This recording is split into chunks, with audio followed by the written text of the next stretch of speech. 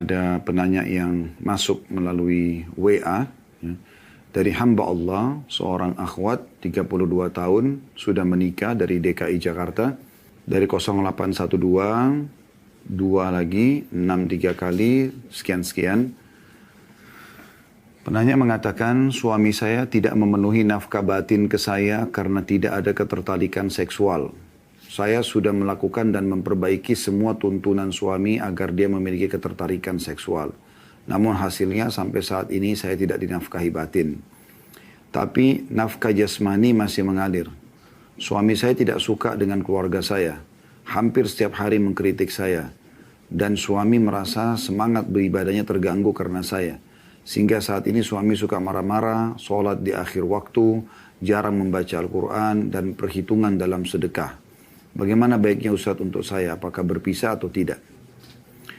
Baik, bagi penanya ini dan penanya-penanya yang lainnya, saya menyampaikan dulu kepada Anda sebelum Anda bertanya dan juga kami jawab ya sebenarnya sebelum Anda menyusun pertanyaan dan juga pada saat kami akan jawab, bertakwa kepada Allah Subhanahu wa taala. Ya, takutlah kepada Allah. Pertanyaan harus sesuai dengan keadaan apa adanya ya. Karena kami akan menjawab sesuai dengan pertanyaan Anda.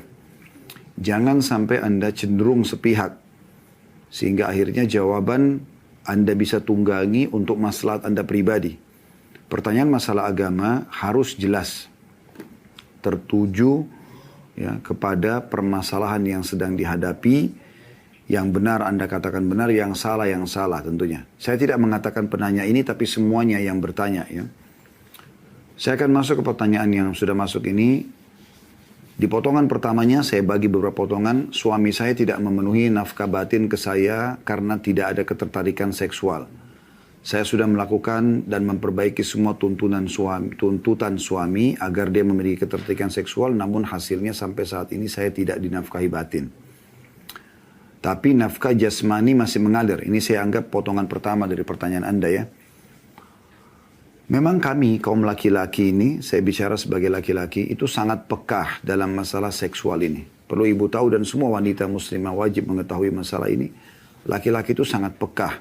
Pekah dengan bau mulut, nafas, bau ketiak, bau kemaluan, terus penampilan, cara menyisir rambut, memakai pakaian yang menarik bagi dia gitu ya. Kalau ada yang luput saja dari masalah ini, maka mungkin membuat dia tidak tertarik untuk melakukan itu. Tidak tertarik untuk melakukan hal tersebut. Dan itu normal. Semua laki-laki akan sama. Dan banyak laki-laki tidak mau membahasakan karena khawatir istrinya tersinggung. Oleh karena itu setiap muslimah, setiap istri wajib bagi dia. Karena ini melayani biologi suami kan kewajiban. Maka wajib bagi dia menjaga semua rentetan biologis itu. Di antaranya tadi menjaga bau badan, mulut, ya, nafas, kemudian ketiak, kemaluan. Ini anggota tubuh yang sensitif ya. Harus dijaga. Jangan Anda sembarangan makan karena hanya hembusan nafas Anda mengganggu. Atau bau mulut, ya, atau ada lubang di gigi. Usahakan Anda selalu sikat gigi, ya, dan juga kumur-kumur pakai mouthwash mungkin ya. Sampai kata Nabi SAW, aku diperintahkan bersiwak sampai aku mengira, ya, aku akan ompong karena seringnya disuruh membersihkan gigi itu. Begitu juga dengan bau badan. Anda tahu hadis Nabi SAW, kata Nabi SAW, kalau kalian datang dari safar, janganlah ia masuk menemui keluarganya sampai dia memberitahukannya. Agar para perempuan atau para istri itu ya, menyisir rambutnya dan mencukur bulu kemaluannya. Jadi ada hubungannya, hubungan biologis dengan masalah itu. Kerapian, kebersihan ya. Itu juga dengan baju yang dia suka, potongan rambut yang dia suka, penataan rumah yang dia suka, ya. Saya tidak tahu tuntutan suami Anda ini seperti apa, tapi ini saya bicara secara global. Kalau apa yang saya bahasakan tadi Anda sudah yakin, tidak ada bau badan lagi, ya. Karena gini, kadang-kadang kita sikat gigi nih, kita pakai mouthwash untuk bau mulut, misalnya. Itu dalam hitungan 10 menit saja, sudah berubah kalau apalagi, walaupun Anda tidak makan dan minum apa-apa lagi ya. Tapi itu sudah cukup untuk mengubah. Kembali kepada bau awal atau minimal sudah menghilangkan bau wangi daripada odol yang sudah kita pakai gitu. Jadi memang menggunakan ini bukan sekali saja. Tapi beberapa kali. Setiap saat diperlukan. Kalau perlu setelah ngobrol sama suami, ternyata belum terjadi interaksi biologis, pas sudah ada arah ke sana, Anda kumur-kumur lagi. Itu penting. Karena itu sensitif sekali bagi laki-laki. Dan kebanyakan laki-laki tidak mau berbicara. Mereka, kalau yang beriman, mengekang itu. Kalau yang fasik, udah dia lampiaskan kepada yang lain. Anda tahu apa yang dijual oleh pelacur-pelacur na'udzubillah di luar sana? Ya? Baju yang seksi, penampilan yang menggoda ya. Tutur katanya lah, badan yang wangi. Memang begitu. Nah, seharusnya metodenya ya, bukan jadi pelacurnya. Metode pakai baju yang seksi, badan yang wangi, godaan-godaan, menghibur suami yang positif, itu harusnya ada pada istri. Itu poinnya. Ya, jadi, Anda pada saat menjalankan tuntutan suami sini, jalankan memang karena Anda tahu ini kewajiban Allah dalam memberikan hak suami dalam biologis, maka Anda lakukan itu. Sehingga Anda tulus dalam mengerjakan, bukan terpaksa. Saya kasih contoh, ada salah satu kerabat kami, sampai bercerai. Coba Anda bayangkan. Setelah suaminya sudah sekian tahun mengekang, suaminya suka rambut panjang, istrinya tetap selalu pendekin. Dan kalau diingatkan, kenapa potong rambutnya? Ya memang modal saya, kan panas, kan begini, tidak mau tahu. Akhirnya sampai suaminya sudah nggak suka sama dia. Sabar sehari, 2 hari, sebulan, 2 bulan, sampai tahunan, akhirnya puncaknya cerai. Saya tanya sendiri kenapa. Salah satu sebabnya hanya karena masalah itu rambut saja. Itu sangat peka. Dan ini beda sekali dengan Anda sebagai wanita. Anda kalau cinta suami Anda beda. Bahkan kadang-kadang ada di antara istri subhanallah. Ya, Allah buat dia, walaupun suaminya berkeringatan, mungkin dia bersedia untuk disentuh. Karena cintanya sama suaminya. Kadang-kadang suami pulang kerja, belum sempat bersihkan badan, tapi begitu dia mendekat sama istrinya sudah wangi, istrinya menyambut saja. Walaupun sebenarnya itu mengganggu juga dia. Tapi begitu perempuan beda. Kalau laki-laki tidak seperti itu, Bu. Ya. Ini poin mesti Anda fahami. Potongan pertama pertanyaan Anda. Walaupun satu pertanyaan, tapi saya bagi jadi beberapa biar jelas ya. Jadi kalau Anda sudah jalankan semua apa yang saya sampaikan tadi, berarti ini ada kesalahan di suami Anda. Tapi kalau Anda belum jalankan ini, ya, masih ada egoisme Anda, maka Anda perbaikin itu. Kemudian di sini dikatakan suami saya tidak suka dengan keluarga saya. Ini poin perlu digarisbawahi. Ini bagian kedua dari pertanyaan Anda. Suami saya tidak suka dengan keluarga saya. Kenapa suami Anda tidak suka? Cari tahu apa sebabnya. Karena dia punya hak.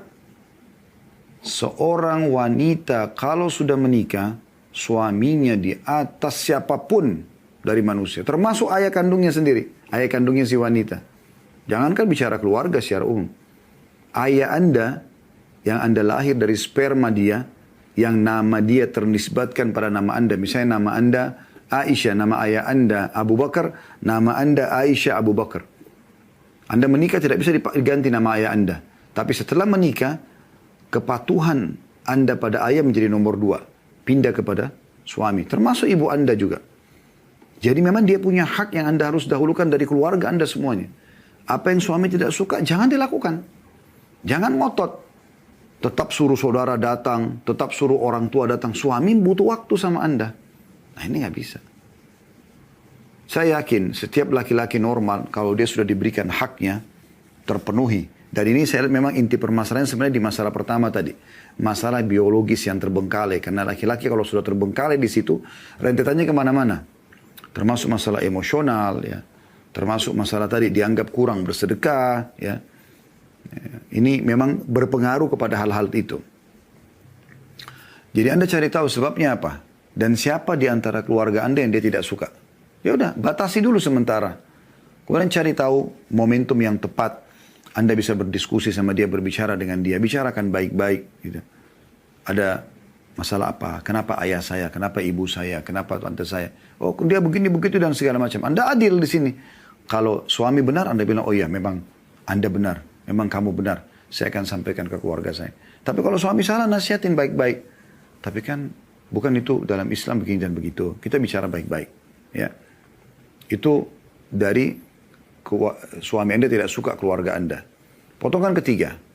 Hampir setiap hari mengkritik saya. Ini positif, Bu. Ya. Kritik itu kan berarti ada sesuatu yang dia tidak suka. Tidak mungkin dong kalau orang normal kritik tanpa sebab. Tidak mungkin. Pasti ada sesuatu di situ yang dia tidak suka, maka dia kritik. Anda bisa kritik orang lain. Kenapa? Karena ada yang Anda tidak suka kan? Kalau sesuatu yang tidak suka itu sudah hilang, saya yakin tidak ada lagi kritisnya. Tidak ada lagi kritiknya. Ya. Dari sini Anda ambil positifnya. Apa kata Umar radhiyallahu anhu? Saya akan terus berterima kasih seumur hidup saya kepada seseorang yang mengingatkan satu kesalahan saya. Beliau menerima.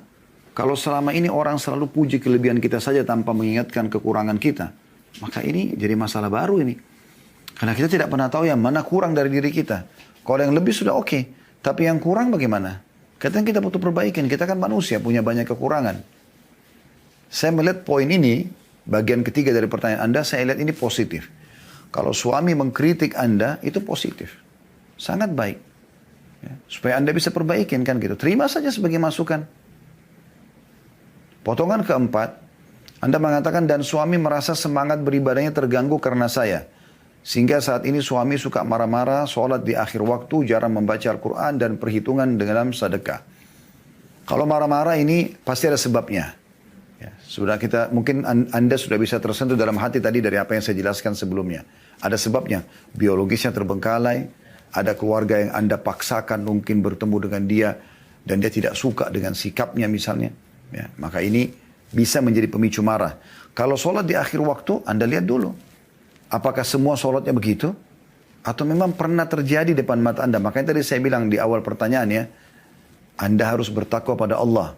Bertanya apa adanya keadaannya. Jangan kita terbawa karena kita ingin bertanya supaya ada pembelaan terhadap kita lalu kita membahasakan, gitu kan? Nah, dia mengakhirkan sholat di akhir waktu. Semua sholat kah?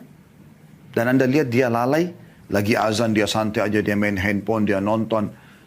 Atau memang pernah Anda lihat sekali dia terlambat sholat. Mungkin kena lupa, mungkin kena ketiduran, mungkin kena perjalanan macet. Kan banyak. Anda lihat dulu uzurnya ini.